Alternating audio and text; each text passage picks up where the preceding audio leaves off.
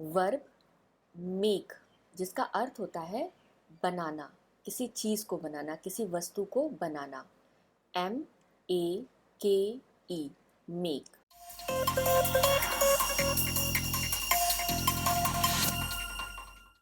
आज इस वीडियो में हम मेक इस क्रिया के सबसे इम्पॉर्टेंट दो अर्थ सीखेंगे। पहला, टू क्रिएट और टू प्रोड्यूस समथिंग, यानी कि किसी वस्तु या किसी चीज़ को बनाना।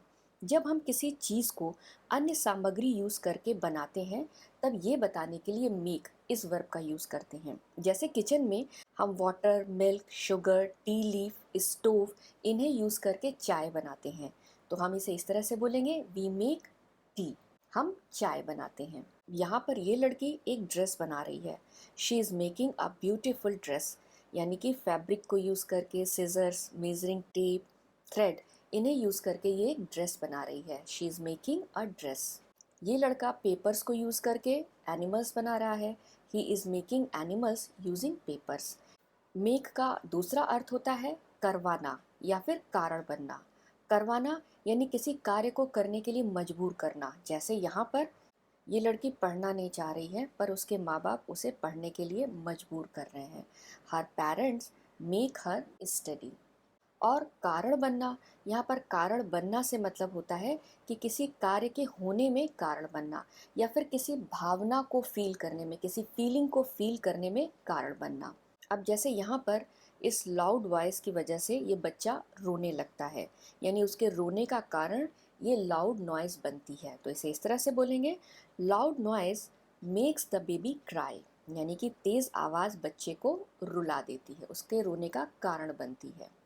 Playing guitar makes me happy, यानी कि गिटार बजाने से मुझे खुशी मिलती है।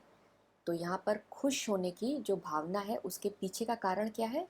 प्लेइंग गिटार, गिटार बजाना। ये बताने के लिए क्रिया मेक इसका यूज़ किया जाता है। Playing guitar makes me happy. अब आइए वर्ब मेक, इसके 5 फॉर्म्स को देखते हैं। V1 फॉर्म यानी प्रेजेंट फॉर्म होता है मेक। V2 फॉर्म यानी पास्ट फॉर्म होता है मेड। V3 फॉर्म यानी पास्ट पार्टिसिपल फॉर्म होता है मेड। V4 फॉर्म यानी प्रेजेंट पार्टिसिपल फॉर्म होता है मेकिंग। और V5 फॉर्म यानी थर्ड पर्सन सिंगुलर फॉर्म होता है makes. Make, made, made, making, makes. V5 form V1 form में S ऐड करके बनाया जाता है मेक्स।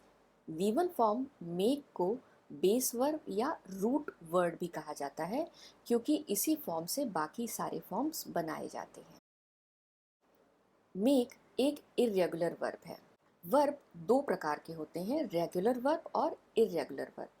रेगुलर वर्ब वे सारे वर्ब्स होते हैं जिनके V1 फॉर्म में डी या ईडी ऐड करके हमें उनके V2 और V3 फॉर्म मिलते हैं। एग्जाम्पल के लिए जैसे यहाँ पर ऐड, ADD ऐड, जिसका अर्थ होता है जोड़ना।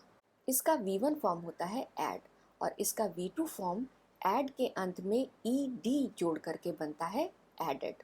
और इसी तरह से इसका V3 फॉर्म भी होता है added. Add, added, added. Make इस रूल को फॉलो नहीं करता है, इसलिए ये एक इर्रेगुलर वर्ब है। इसका V1 फॉर्म होता है मेक, V2 फॉर्म होता है मेड और V3 फॉर्म भी होता है made. V1 form they make, वे बनाते हैं।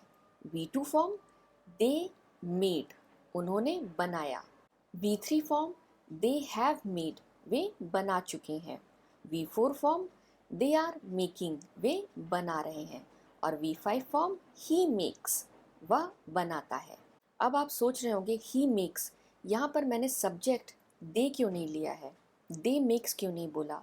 क्योंकि makes V5 form of the verb है और V5 form of the verb का यूज़ हमेशा third person singular subject he, she, it या फिर किसी सिंगुलर नाम के साथ ही यूज़ करके हम प्रेजेंट सिंपल टेंस के सेंटेंसेस बनाते हैं। जैसे यहाँ पर ही मेक्स, यानी वह बनाता है।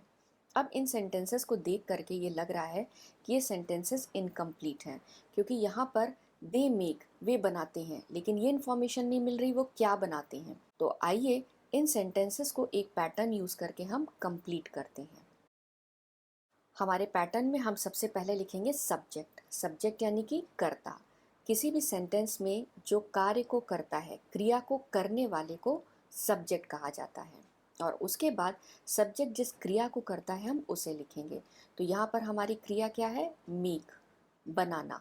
और उसके बाद हम लिखेंगे उस वस्तु का नाम जो सब्जेक्ट बनाता है, और उस वस्तु का नाम होगा हमारा ऑब्जेक्ट। तो इस तरह से हमारा पैटर्न हो जाता है subject plus verb plus object. Make एक ट्रांजिटिव वर्ब है।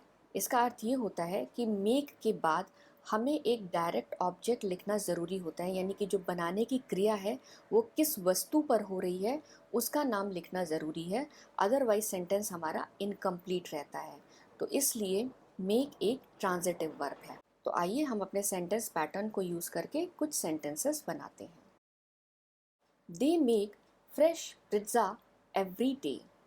They make fresh pizza every day, जिसका अर्थ होता है वे हर रोज़ ताज़ा पिज्ज़ा बनाते हैं। यहाँ पर सब्जेक्ट है दे, V1 फॉर्म का यूज़ किया गया है मेक, दे मेक, और क्या बनाते हैं वो हमारा ऑब्जेक्ट हो जाता है फ्रेश पिज्ज़ा।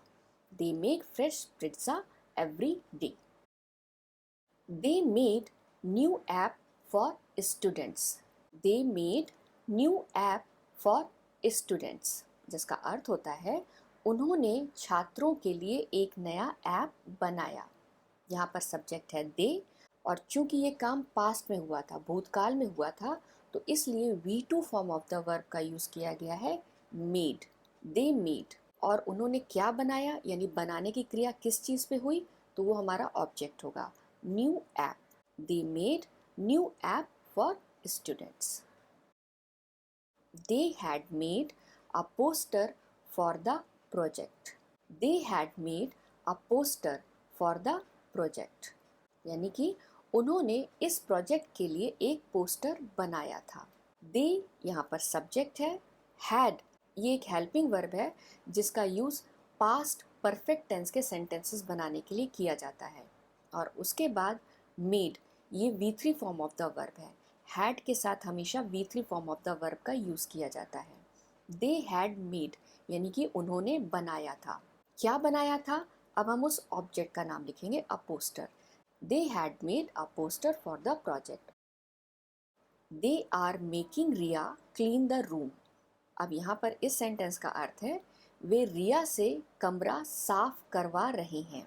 यहाँ पर रिया रूम साफ नहीं करना चाहती, वे उससे ज़बरदस्ती रूम साफ करवा रहे हैं। They are making Riya clean the room.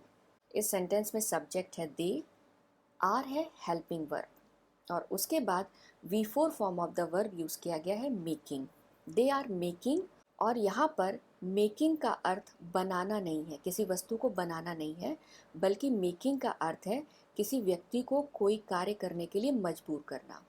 तो दे आर मेकिंग, वे मजबूर कर रहे हैं। किसे मजबूर कर रहे हैं? अब हम उस व्यक्ति का नाम लिखेंगे, और उस व्यक्ति का नाम होगा हमारा ऑब्जेक्ट। तो वो नाम है रिया। दे आर मेकिंग रिया, क्या करने के लिए मजबूर कर रहे हैं? तो अब हम उस काम का नाम लिखेंगे क्लीन द रूम।